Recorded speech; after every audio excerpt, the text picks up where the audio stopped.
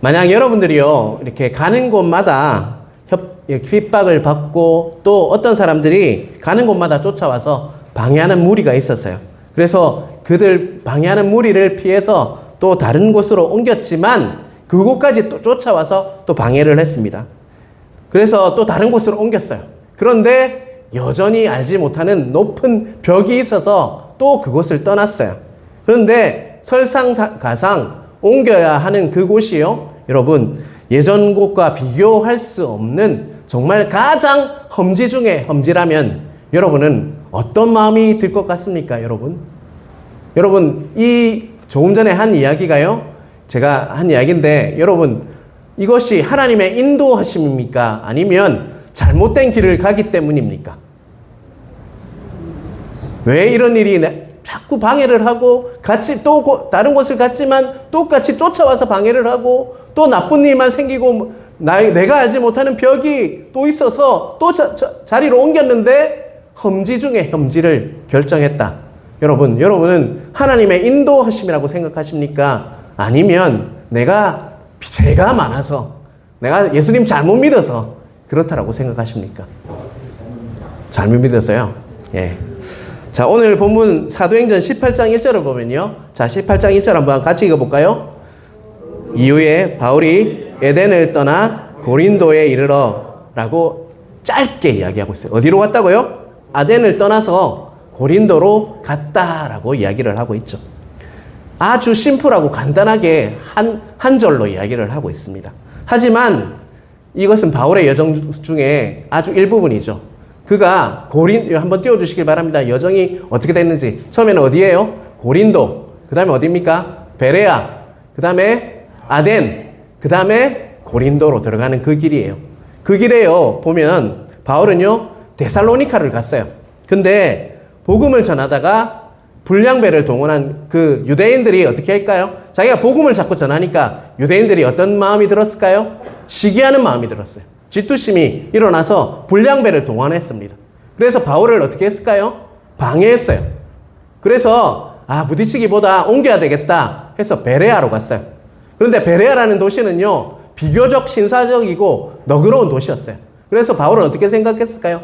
여기서는 좀 그래도 복음을 전해도 되겠구나 하고 있는데 데살로니카에서 그 방해했던 그 불량배들이 와서 또 방해를 합니다.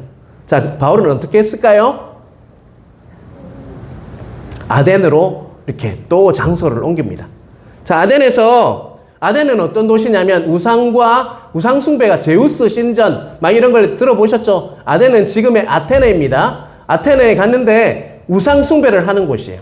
또한 철학을 숭배하는 도시이기도 했어요. 자, 그래서 바울은요, 그곳에서 논쟁을 많이 해요. 말싸움이죠. 근데 논쟁이라는 것은 예수 그리스도를 변증하는 거예요. 예수 그리스도를 전하다 보니까 그 말다툼이 있을 수밖에 없죠. 그러다 보니까 바울을 조롱하는 사람들도 생겼어요. 그런데 신기한 것은요, 그런 아테네에서 믿는 사람들이 많이 생겼어요. 그런데 그곳에서 이렇게 말씀을 전하다 보니까 자신이 알지 못하는 또 벽이 생겼어요.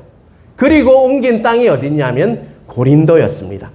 고린도에 이르기까지 여정의 특징은요, 바울의 의지가 있습니까? 자신의 의지를 따라 또 계획 따라 갔습니까? 아니면 자꾸 부딪히니까 어쩔 수 없이 알 수 없는 힘에 의해서 그는 자리를 옮겼습니까? 어땠습니까? 전자입니까? 후자입니까? 후자죠. 그는 어쩔 수 없는 힘에 의해서 이끌리듯이 마치 파도를 타면 이렇게 튜브를 잡고 있으면 파도가 미는 대로 우리는 가지 않습니까? 그렇듯이 어쩔 수 없이 고린도까지 오게 되었는데 그 여정이 심플해요? 간단해요? 다양하죠. 너무 힘든 길이었죠. 그런데 이 길이요, 바로 하나님의 인도하심대로 간 바울의 여정이었다는 거 잊지 마시길 바랍니다. 우리는 하나님의 인도하심에 대한 오해를 가지고 있다는 것입니다. 하나님의 인도하심은 우리가 생각하기에 정말 인도하심이라 하면 좋은 일만 채워지고 또 결국에는 좋은 결과를 낳는 것이 인도하심, 탄탄대로를 걷는 것이, 꽃길만 걷는 것이 인도하심이라 여기면서 오해할 때가 많다는 것입니다. 하지만 바울의 그 고린도까지의 여정을 살펴보면요, 인도하심이라는 것은요, 좋은 일만 채워지는 것도 아니고요, 또 좋은 결과만 가져오는 길이 아니라는 것이죠. 쫓겨나고 또 쫓겨나고 박해를 당하고 벽에 부딪혀서 어쩔 수 없이 그 인도하심대로 정말 알 수 없는 힘에 이끌려서 갔던 그 길이 바로 우리의 의지와 우리의 계획과는 무관하게 하나님의 가장 선한 뜻 안에서 우리가 우리의 의지와는 관계없는 그 길로 가는 것이 뭐라는 거예요? 하나님의 인도하심이라는 것을 꼭 잊지 않으시는 여러분 되시길 바랍니다. 그러다 보니까 자, 조금 전에도 말씀드렸지만 튜브를 이렇게 타는데 해운대에서 튜브를 탔어요. 큰 파도가 오면 우리가 막 저항하면 어떻게 됩니까? 디비지죠. 솔직히 말해서. 부산말로 디비진다고요. 하지만 그 파도에 맡기면 어떻게 됩니까? 몸을 맡기면 이렇게 파도를 잘 넘어서 갈 수가 있다는 것입니다. 하나님의 그 선한 뜻 안에서 우리가 우리 자신을 온전히 맡기는 것이 바로 뭐라고요? 하나님의 인도하심이라는 것을 꼭 기억하시길 바랍니다. 바울은요, 하나님의 인도하심에 따라서 앞에서 보았던 데살로니카, 베레아, 그 다음에 아덴을 거치고 어디에 이르렀다고요? 오늘 본문인 고린도에 이르렀다는 것을 꼭 기억하시길 바랍니다. 그렇다면 그 힘든 과정을 거쳐서 이르게 된 고린도는 어떤 도시일까요, 여러분? 고린도는 그 당시, 지금도 75만이면 작은 도시가 아니죠. 그 당시 75만의 인구가 있던 도시예요. 총도가 몇 명입니까? 4만 1,000명이더라고요. 저는 더 많은 줄 알았는데 4만 1,000명이더라고요. 그에 비하면 75만의 고린도는 어마어마한 도시고요. 항구 도시입니다. 지금 우리나라로 치면 어느 정도의 도시가 될까요? 부산 아니면 인천 정도가 되겠죠. 아덴을 아까 저기 이야기, 아테네가 그때 인구가요, 한 10,000명밖에 안 됐대요. 그에 비하면 고린도는 엄청 큰 도시였어요. 항구 도시의 특징이 또 뭡니까, 여러분? 오픈돼 있잖아요. 많이 개방되어 있고, 또 경제적으로도 많은 이렇게 배가 왔다 갔다 하니까 부유하고요. 또 문화적으로 개방되어 있어요. 그리고 또 도덕적으로 특별히 그 도시는요, 성적으로 굉장히 타락되어 있던, 문란했던 도시가 바로 고린도였습니다. 고린도에는요, 어마어마한 아프로디테상, 그런 제우스상, 이런 것들이요, 신전을 가득 채우고 있었고요. 그 도시를 가득 채우고 있었어요. 그리고 또 10,000명의 여자 사제들이 그곳에 있었어요. 그들은요, 제사를 돕고 제사를 주관했지만 제사 후에는요, 그들이 신을 만나는 방법으로 무엇을 택했냐면 성행위를 택했습니다. 그래서 그 당시 사람들이 고린도 하면 고린도 하면 음란한 도시, 물란한 도시라고 지칭했던 도시가 어디라고요? 고린도 도시였다는 것입니다. 음란의 대명사가 바로 고린도 도시였습니다. 그리고 그것은요, 아테네와 아주 인접해 있었어요. 그러다 보니까 아테네의 영향을 받겠죠. 아테네는 우상과 그리고 철학의 도시였어요. 그러다 보니까 그 알지 못하는 큰 벽이 그곳에는 존재했습니다. 사랑하는 성도 여러분, 정말 바울이 어려운 과정을 거쳐서 도착한 그 고린도라는 도시는요, 바울이 사역을 감당하기에 어떤 도시인 것 같습니까? 아주 편한 도시입니까? 아니면 아주 어려운 도시입니까, 여러분? 사역을 감당하기에 정말 벅찬 도시가 바로 고린도였다는 것입니다.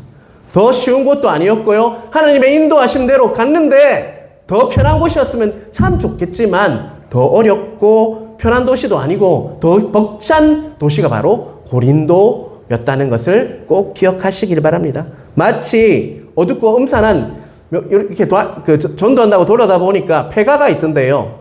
폐가의 특징이 뭐예요? 오래 방치하다 보니까 음산하고 어둡잖아요. 특히 밤에 가면 참 무서울 것 같다, 이런 생각이 들었어요. 근데 바울이요, 우리가 요새는 핸드폰 후라시 쓰지 않습니까? 후라시 랜턴 들고 다니는 사람 아무도 없어요. 핸드폰 이렇게 2번 눌리면 이렇게 후레쉬가 켜지죠. 바울은요, 마치 그 후레쉬 하나를 들고 어디로 들어가는 아이처럼 어디로 들어갔습니까? 고린도라는 큰 거인과 같은 도시에 75만 명이 사는 그 도시에 그는 정말 홀롤단신으로 들어갔다는 것입니다. 여러분, 그 도시에 들어가는 그 바울의 심정은 어땠을까요? 자, 오늘 그 심정이 고린도전서 2장 3절에 잘 나와 있습니다. 우리 한번 같이 읽겠습니다. 내가 너희 가운데 거할 때에 약하고 두려워하고 심히 떨었노라. 다시 한번 읽겠습니다. 내가 너희 가운데 거할 때에 약하고 두려워하고 심히 떨었노라. 바울은요, 사도 중에 사도였어요. 그런데 그가 뭐라고 고백하고 있습니까? 그곳에 갈 때 너무 약하고 내가 너무나 약하게 느껴지고 두려워하고 떨었다라고 이렇게 고백을 하고 있던 것이죠. 이 어두운 도성에서 내가 과연 무엇을 할 수 있을까? 이 음란하고 악한 도성에서 내가 과연 사역을 감당할 수 있을까? 그 마음, 떨리는 마음, 두려운 마음으로 그곳에 도착했다라고 그는 고백하고 있다는 것입니다. 나는 심히 약합니다. 나는 심히 두렵습니다. 심히 떨립니다. 라는 마음으로 그는 고린도라는 도시에 들어갔다라고 고린도전서 2장 3절은 우리에게 말씀하고 있다는 것입니다. 사랑하는 성도 여러분, 바울은요, 하나님 나는 심히 두렵습니다. 심히 떨립니다. 내가 어떻게 해야 될지 모르겠습니다. 라는 고백을 했는데요. 바울의 이 초라한 고백이요, 바로 승리의 키가 되었다는 것을 잊지 않으시는 여러분 되시길 간절히 바랍니다. 그가 하나님께 나아가 자신의 약함을 인정하고 솔직하게 고백했을 때 내가 심히 떨립니다. 심히 두렵습니다. 하나님 어떻게 해야 하죠? 라고 고백했을 때요, 하나님께서는 정말 바울을 도와주시기 시작했다는 것입니다. 하나님께서 친히 하나님의 그 열심으로 그를 도와주었다는 것입니다. 나는 약한 존재입니다. 내가 할 수 없겠습니다. 하나님 도와주셔야 합니다라는 그 바울의 그 고백, 기도를요, 하나님께서 들으시고 어떻게 하셨다는 것입니까? 그에 응답하셔서 바울을 도와주시기 시작했다는 것을 잊지 마시길 바랍니다. 사랑하는 성도 여러분, 이 부분이 참 중요합니다. 우리가 하나님 앞에서 괜찮아요. 나 잘할 수 있어요. 하나님 나 잘하고 있잖아요. 이 고백도 참 중요하긴 하지만 정말 하나님께서 원하시는 것은요, 우리의 솔직한 심령을 담아서 정말 솔직하게 고백하는 그 바울의 고백처럼 하나님 도와주셔야 됩니다. 제가 하나님 없으면 아무것도 못하겠습니다. 두렵고 심히 정말 떨립니다. 하나님, 이 고백을 하나님께서 어떻게 하셨다는 것입니까, 여러분? 들으셨다는 것이죠. 그 고백을 들으시고 하나님께서 응답하셨고 그에게 정말 하나님께서 열심히 일하셔서 많은 일들을 정말 이 고린도 땅을 통해서 많은 일이 일어났다는 것입니다. 내가 할 수 없는 것이기에 하나님을 의지하는 것입니다. 그래서 시선을 하나님께 고정할 수 있는 것입니다. 내가 할 수 있다면 하나님을 의지할 수 없어요. 하지만 내가 할 수 없다고 인정하며 하나님께 나아갈 때 어떻게 하신다고요? 하나님 우리를 내버려 두십니까?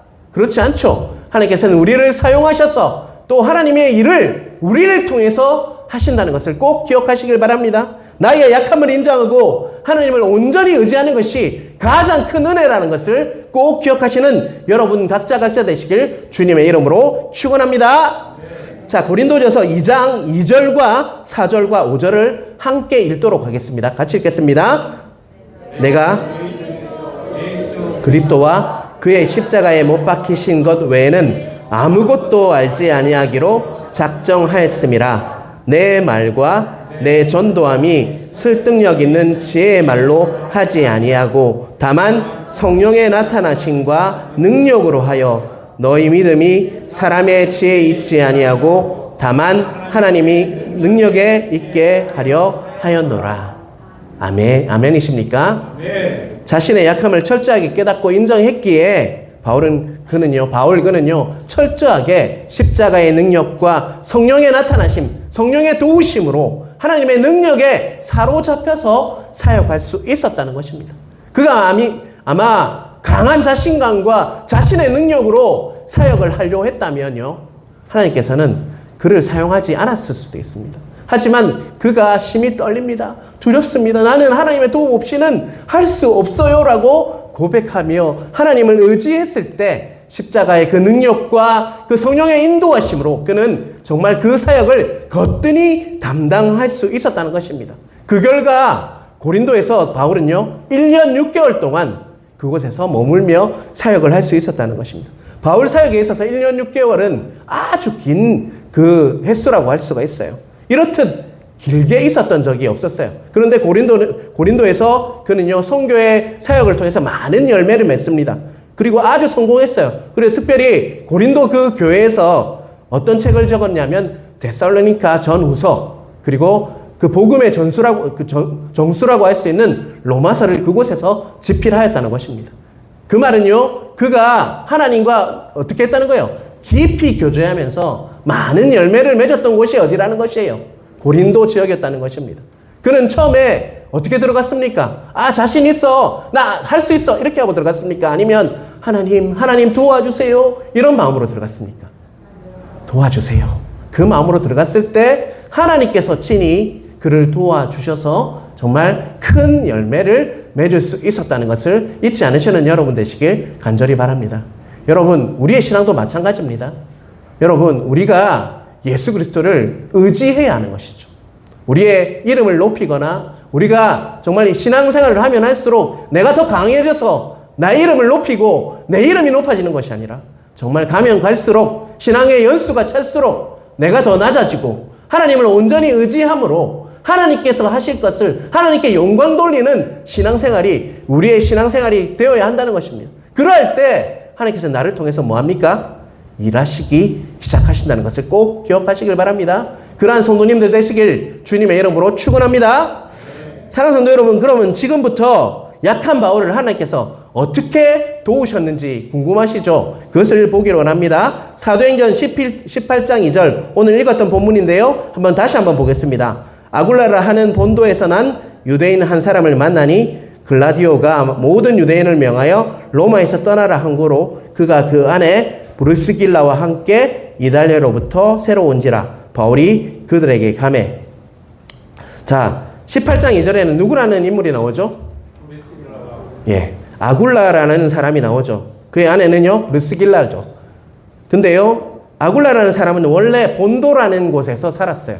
그런데 무슨 이유인지 모르지만 그는 로마에서 살았습니다. 그런데 로마 글라우디 황제가 잦은 폭동을 일으키는 유대인들을 로마에서 어떻게 합니까? 유대에서 나가라고 해요. 추방했어요. 그래서 그는 어디로 갑니까? 지금 바울이 있는 고린도 지역으로 이탈리아를 거쳐서 이달리아라는 지역을 거쳐서 고린도라는 지역으로 넘어갑니다. 그래서 누구를 만나게 됩니까? 바울을 만나게 되죠. 그는 그 부분은요, 홀로 있던 바울에게 가서 정말 진정한 동역자가 돼요. 바울은 생업을 어떻게 유지했냐면 천막을 치면서 살았어요. 텐트 메이커라고 하죠. 그는 천막을 지음으로 그가 생계를 유지했어요. 그리고 안식일에는 어떻게 했을까요? 안식일에는 말씀을 전했겠죠.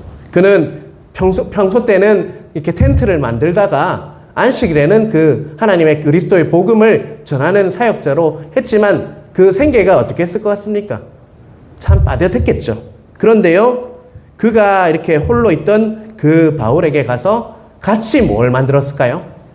텐트를 같이 만들고 바울이 그래도 말씀에 전념할 수 있도록 도와줬던 그런 부부가 누구예요? 브루스길라와 아굴라라는 부부라는 것입니다. 자, 로마서 16장 3, 4절에 보면 아굴라와 브루스길라에 대해서 이렇게 바울은 고백하고 있습니다. 우리 한번 같이 읽어볼까요? 너희는 그리스도 예수 안에서 나의 동역자들인 브루스길라와 아굴라에게 문안하라. 그들은 내 목숨을 위하여 자기들의 목까지도 내놓았나니 나뿐 아니라 이방인의 모든 교회도 그들에게 감사하느니라. 브루스길라와 아굴라가 어떻게 했다고요? 바울을 위해서 자신의 목까지도 어떻게 했다는 거예요? 내놓았다. 생명 다해서 나를 도와주었다. 나의 진정한 동역자다. 그는 그렇게 고백하고 있다는 것입니다.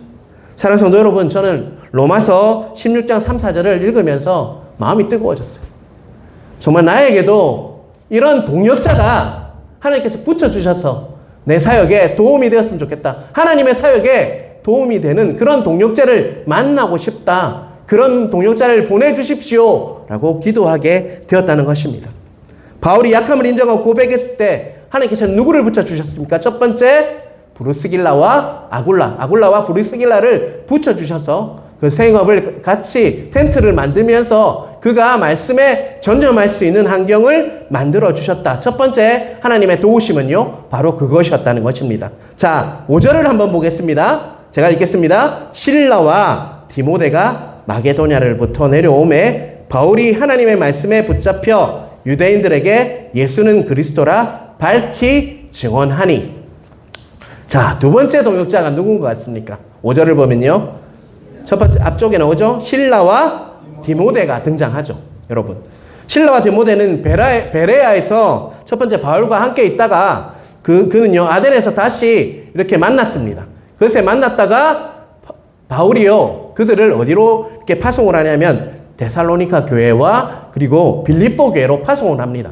그래서 바울은요 홀홀단신 고린도로 들어오게 됐어요. 그들은 어디에 있었다고요? 바로 데살로니가 교회와 빌립보 교회에 이렇게 파송되어서 그곳에서 사역을 했어요.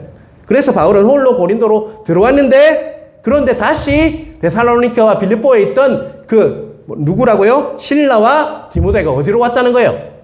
고린도 지역으로 다시 들어왔다라고, 그에게 왔다 이렇게 이야기하고 있어요.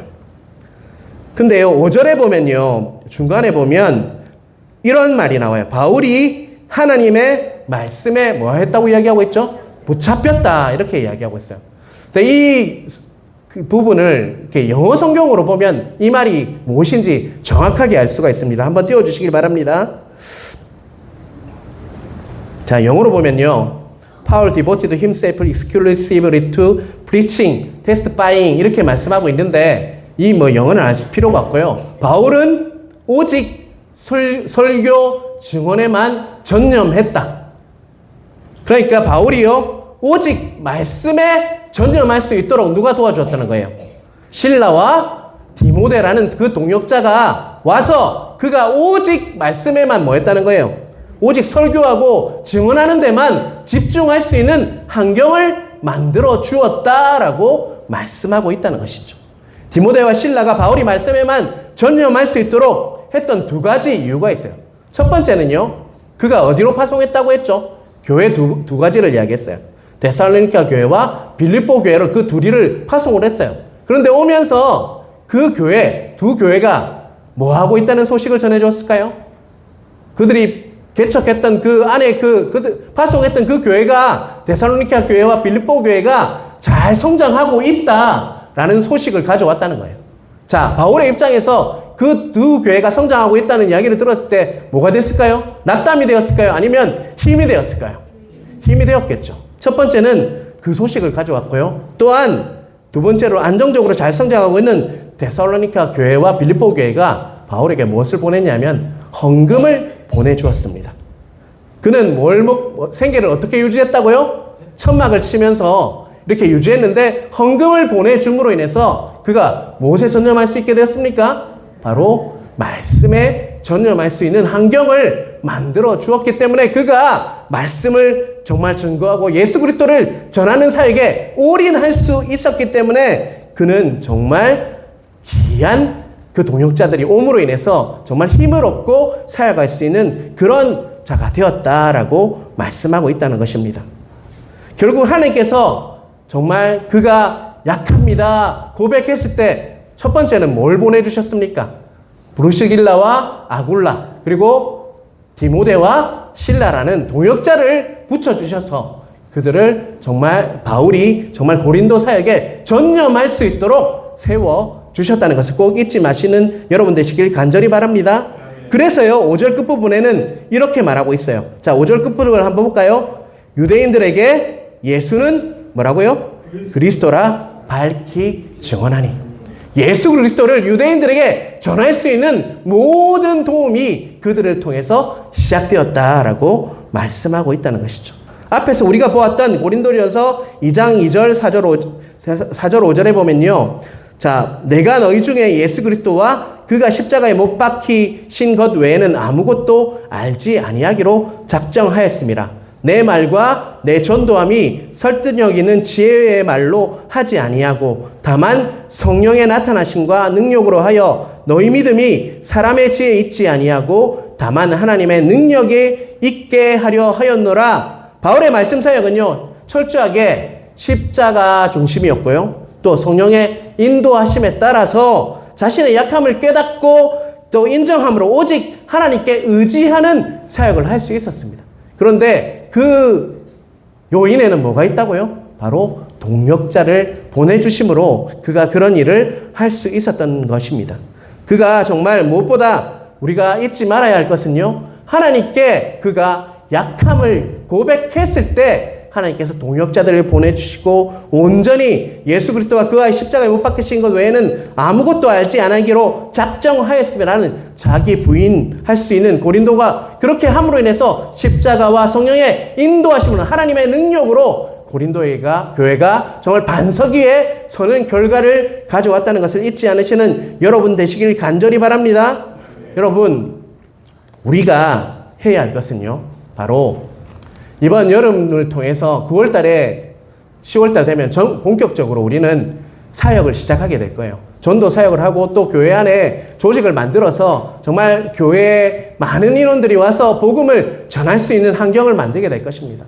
그런데 우리가 회복해야 할 것은요, 바로 바울처럼 하나님 앞에서 내가 할 수 없음을, 하나님 저는 못하지만 하나님 도와주십시오 라는 십자가 중심의 사역과 성령의 인도하심, 정말 이 말씀이 이끌어서 정말 성령님께서 인도하시는 그 하나님의 능력으로 할 수 있는 그 사역을 준비하는 거예요. 그런데요, 그 준비는 우리가 억수로 큰 뭔가를 해서 준비하는 게 아니에요. 뭘 하면 될까요, 여러분? 예배와 말씀과 기도가 회복되어야 합니다. 우리 교회 위에 가장 기본적인 것들이 회복될 때 우리는요, 바울처럼 십자가 중심으로 예수 그리스도를 전하고 또한 성령의 인도하심, 하나님의 능력으로 사역할 수 있는 교회가 될 수 있다는 것을 잊지 마시길 바랍니다. 여러분, 세상에 완벽한 교회가 있습니까, 여러분? 있습니까, 여러분? 혹시 있습니까?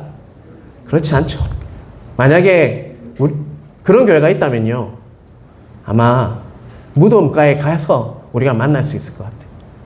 우리는요, 완벽함을 추구하는 교회는 아닙니다. 연약한 부분이 너무 많습니다. 그러하기 때문에 예수님께서 필요합니다. 우리는 예수 그리스도가 필요한 이유는요, 우리가 연약한 부분이 많지만 예수님을 의지하며 그분이 우리를 치유하시고 회복시키시고 말씀과 기도와 예배를 통해서 하나님을 온전히 예배할 때 우리의 예배가 하나님을 의지하는 예배가 될 수 있다는 것을 꼭 기억하시길 바랍니다. 사람을 새롭게 하는 것은요, 타고난 말솜씨도 아니고요, 또한 우리의 능력으로 하는 것이 아니에요.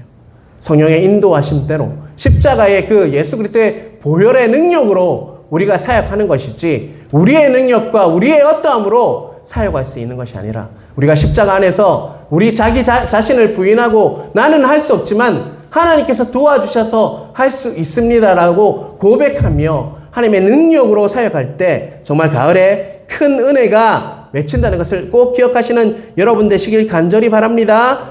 그러한 은혜가 우리 교회 위에 임하길 주님의 이름으로 축원합니다.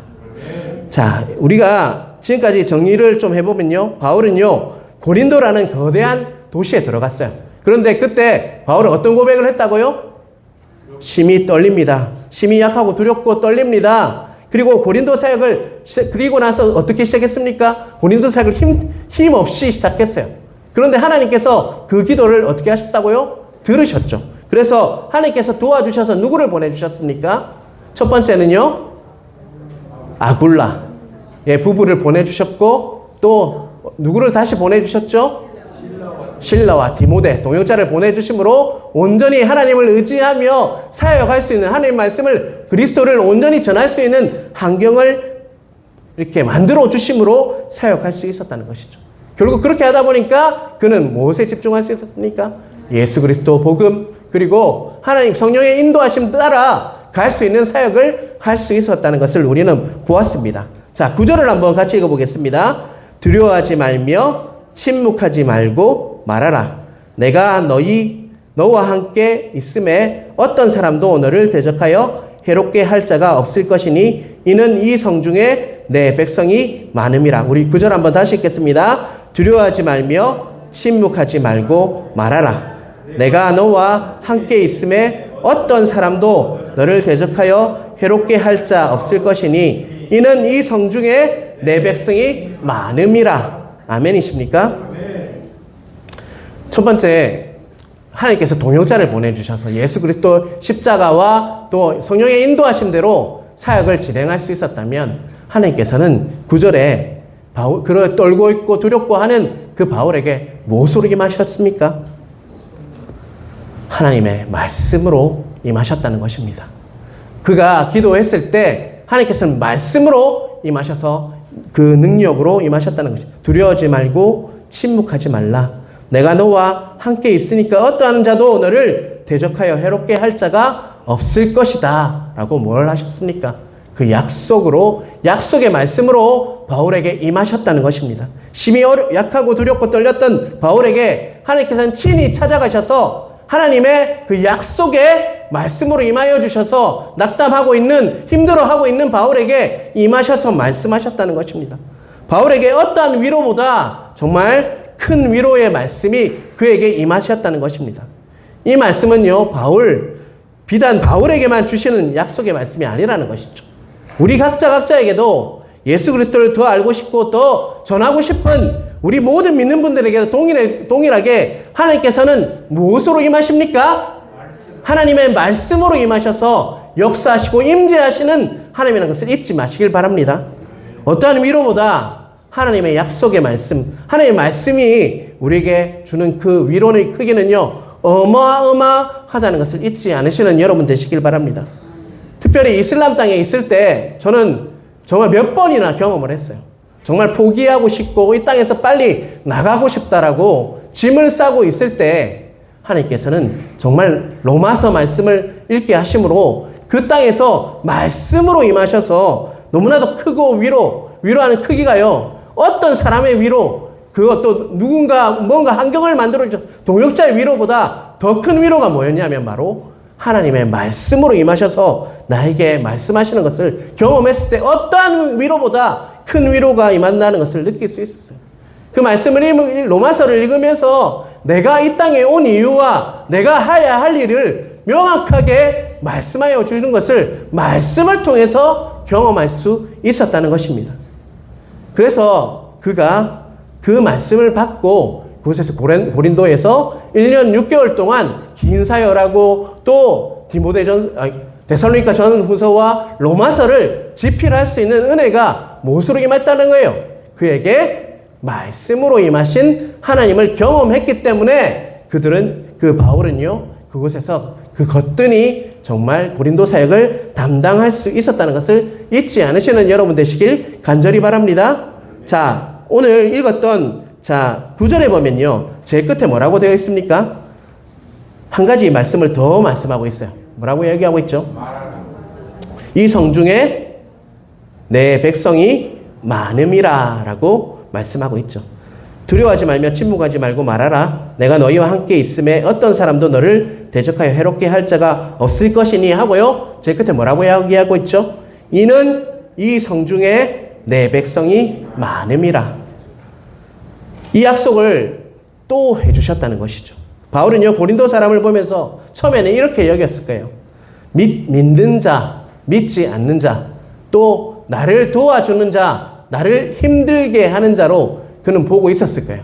왜냐하면 그것이 쉽지 않은 땅이었기 때문입니다. 뭐라고요? 믿는 자와 믿지 않는 자, 나를 도와주는 자와 나를 힘들게 하는 자로 이렇게 그런 눈으로 그들을 바라보았을 거예요. 그런데 하나님께서 뭐라고 얘기했습니까? 이 성중에 내 백성이 많음이라 라고 약속하셨기 때문에 그의 눈이 바뀌었어요. 보는 시선이 뭐라고 바뀌었냐면 지금 믿는 자와 앞으로 믿게 될 자로 바뀌었어요. 지금은 하나님의 백성이 아니지만 언젠가는 하나님이 그 성중에 많은 사람이 있다고 하셨기 때문에 언젠가는 앞으로 하나님의 백성이 될 것이다 라는 그 마음으로 그들을 바라보기 시작했다는 것입니다. 여러분, 하나님께서 말씀으로 임하셔서 그의 눈까지 변화시켜 주셨어요. 지금은 믿고 있지 않지만 하나님께서 약속하셨기 때문에 이 성중에 내 백성이 많다고 하셨기 때문에 저분들은 언젠가는 예수님을 믿게 될 것이다라는 눈으로 바꿔주심으로 인해서 그 백성들을 어떻게 했을까요? 백성들에 나아가서 예수 그리스도를 담대히 전할 수 있는 능력이 되었다는 것을 잊지 않으시는 여러분 되시길 간절히 바랍니다. 하나님께서 우리가 첫 번째 오늘 말씀을 정리해 보면요, 바울이 당당하고 힘있고 능력있게 고린도를 들어갔던 것이 아니었습니다. 하지만 그가 제가 할 수 없습니다, 하나님 도와주십시오, 두렵고 심히 떨립니다 라고 고백했을 때 하나님께서는 그때 그 응답하셔서 친히 동역자를 붙여주시고 또한 그를 준비하게 하셔서 정말 말씀이 전해질 수 있도록 이 성 안에는 나의 백성이 많다라고 말씀해 주심으로 그의 눈까지 변화시켜 주심으로 앞으로 믿을 자들이 많겠구나 라고 여기면서 그 말씀 따라 갔을 때 그 안에서 어떤 일이 일어났냐면 11절 같이 읽겠습니다. 1년 6개월을 머물며 그들 가운데서 하나님의 말씀을 가르치니라. 그가 고린도에서 어떤 도시보다 오래 있었던 곳이 고린도였어요. 그가 사역에 전념하며 1년 6개월 동안 하나님이 주시는 크신 은혜로 말씀을 전하며 또 예수 그리스도를 전함으로 인해서 그곳에서 많은 열매들이 맺히는 은혜가 있었다라는 것을 꼭 기억하시길 바랍니다. 아멘. 여러분, 91일 앞으로 우리 전도 주일이 다가오고 있어요. 새생명 축제가 다가오고 있습니다. 우리가 우리 교회를 통해서 정말 처음부터 해야 할 것은요, 우리 교회는 연약함을 인정하는 겁니다. 우리 교회는 연약합니다. 하지만 하나님께서 들어 쓰셔서 일하시면 우리 교회를 통해서 많은 열매들이 맺힐 수 있다는 것 꼭 기억하시길 바랍니다. 우리가 전념해야 할 것은요, 말씀과 기도의 예배입니다. 가장 기본적인 것을 회복할 때 십자가 중심, 성령의 인도하심 중심으로 우리가 사역할 수 있음을 이렇게 알므로 남은 기간 91일 남은 그 기간 동안 오직 하나님을 의지함으로 하나님이 일하실 것을 기대함으로 이 성중에는 내 백성이 많다라는 그 하나님의 음성을 들으심으로 정말 올인함으로 이번 가을에 하나님이 주시는 열매들이 주렁주렁 맺히는 그런 은혜가 각자에게 있으시길 주님의 이름으로 축원합니다.